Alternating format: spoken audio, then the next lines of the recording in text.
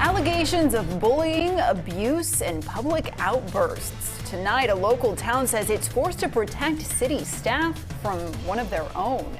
A Live Oak councilman is now banned from stepping foot on city property except to vote in meetings. A pretty wild story here. CBS 13's Laura Haefele is live in Sutter County tonight with why he hasn't been fired, Laura.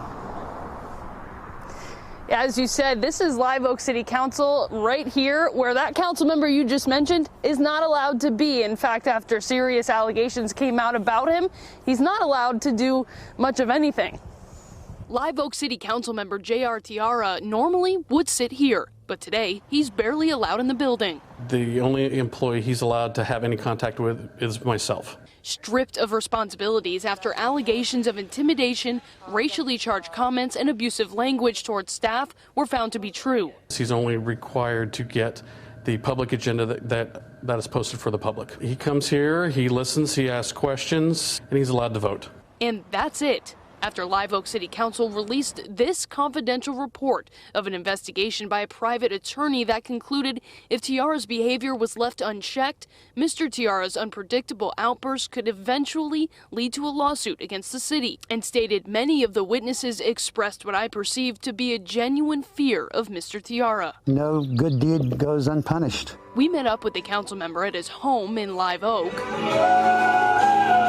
It's simply false and unfounded. I have been singled out for asking the tough questions. Tiara says he's called out the city for mishandling money and now has a target on his back. Misappropriations and basically lies and just not managing the city properly. He's claiming that the reasons these allegations have come out against him is because he has called out the city for inappropriate use of funds. What would you say to that? It's all false. There was even a grand jury report last year that found nothing wrong. We asked Live Oak City Manager Aaron Palmer why Tiara is still on the city council despite allegations and a censure from his fellow members. They cannot be fired. They're elected public officials. At this point, the only way to be removed from office would be through a public recall.